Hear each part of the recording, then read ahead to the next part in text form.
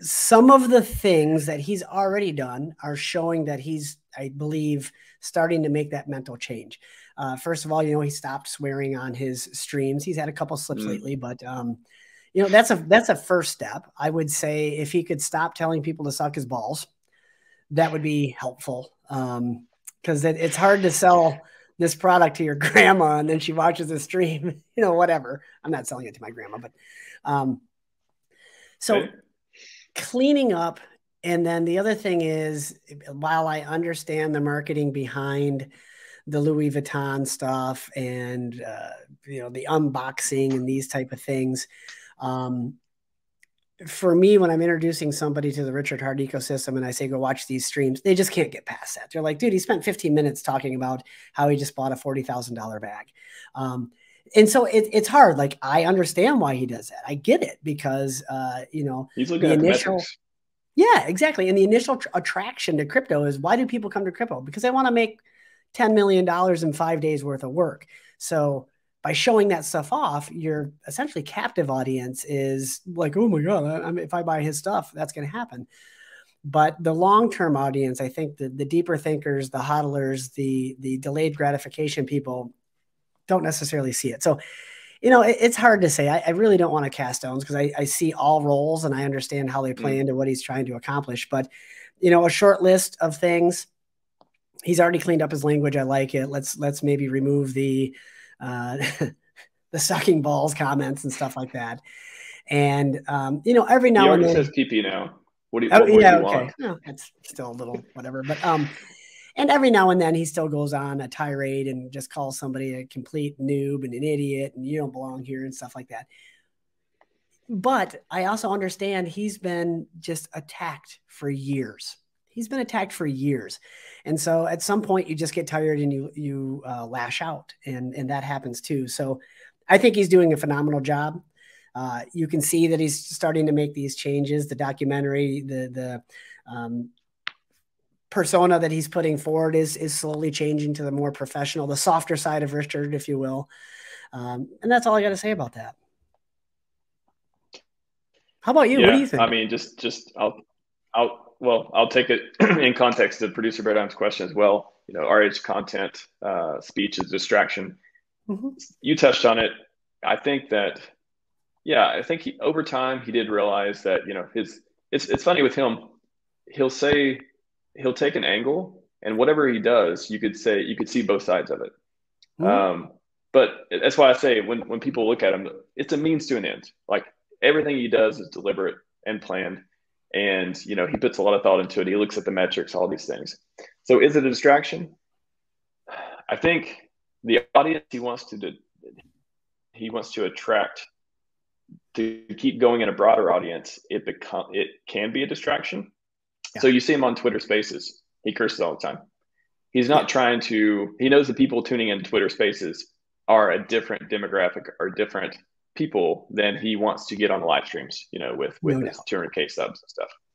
So is it a distraction? I think it depends on who he's speaking to. And I think he's been trying to speak to a larger audience, which is why he's toned it down a lot, as kind of said. But yeah, everything he does is kind of like, I think even now when he tweets about, the one that you mentioned earlier, do a hex flex, tell about the greatest stuff, all that things. And then he mentions his PP. It's just like, you had everything perfect at the end. This was a totally universal tweet until you said PP.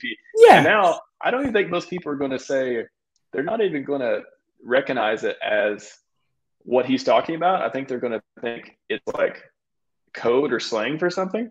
So it's going to be kind of confusing too. It's funny just the way he drops these things. But again, it's a means to an end. He turns the knobs on his own self. He looks at the metrics. He sees what people like. Yeah. Exactly. As a person who's been watching him for years, literally like 5 or 6 years, do I enjoy him showing the Louis Vuitton bags? My wife likes it. She looks at it and says, wow, Richard's doing some cool stuff. And, that's just Richard. He's just showing off being rich again. But because she's been kind of watching it with me over time too. So, but if I would just send it to someone, I send it to friends who aren't really into crypto, they're going to be like, what am I watching a fashion show? Like, what am I watching right now? So, but again, he wants to attract people who have money who could buy crypto. Getting 1,000 people, 1,000 rich people to buy Hex is just by the numbers. It's a better deal than getting 10,000, as he would say, broke plebs, which he still says broke plebs a lot, which is, I'm not sure that's ever going to be endearing to anyone. But again, it's any criticism we could have of him. And again, we're pretending like we're on the same level. Me and Kindness both know we're not on Richard Hart's level. But if we were, and we were to, criticize him, everything that we could say, they could be a counter for, hey, it's a means to an end. He's doing what it takes for this mission.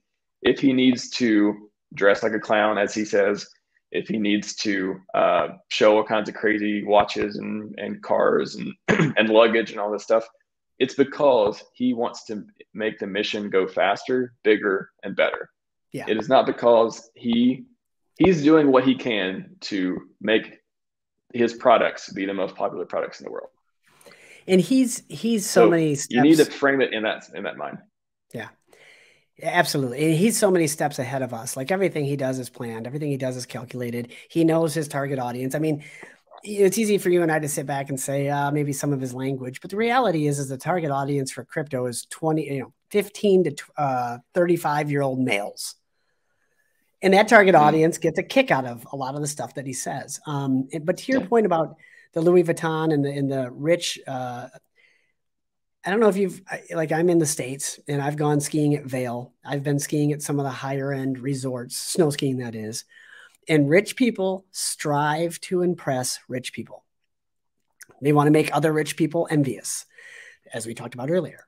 Because you got this money and it's all about status. So what do you want to do? Well, you want to make other people that are rich envious, and you want them to have what you have. So kind of to what you said, he's not targeting you and I and the broke pleb, if you will, because one whale can buy way more Hex than 10,000 broke plebs. So again, he knows what he's doing. And you and I look at it, I guess my goal is that one day he's actually targeting me. That I was just thinking that. I was saying, so the quote here is, if you don't like or understand what he's doing, maybe you're just not rich enough yet. Join his circle first. Yeah. I think we understand what he's doing because we're able to forgive him. We're able to look past it. We're able to be like, all right, if we can't understand what he's doing, then that's on us, not him, because we have watched enough of him to know what he's about, what his mission is, things like that. Yeah. So we can look past it. So if you're not, I would just say, think a little deeper about what he's trying to do. The man is in it to make for glory. And how does he get glory? Become the best possible version of himself, but with the self-help angle.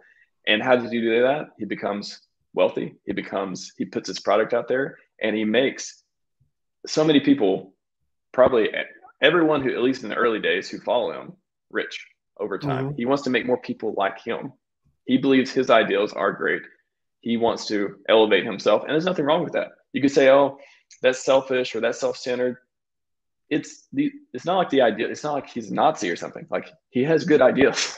These are healthy ideals. So wouldn't you want someone who has a lot of healthy ideals to influence other people to carry on those ideals? Yes, you would. So that's his story. And the one thing I think that is entertaining, and I had this realization the other day, because as I was getting some not so friendly feedback on one of my videos, it's easy to throw stones, but we all live in glass houses. And by that, I mean, you hear people complain about him talking about his Louis Vuitton and his Ferrari and all this type of stuff. But you ask that same person that's complaining, hey man, what's the first thing you're going to buy when you when PulseX 10,000X is? Oh, I'm going to get a Lambo and I'm going to be in a huge house. Lambo. Wait a minute. So you're going to do the exact same stuff he's doing, but you're calling him it's like,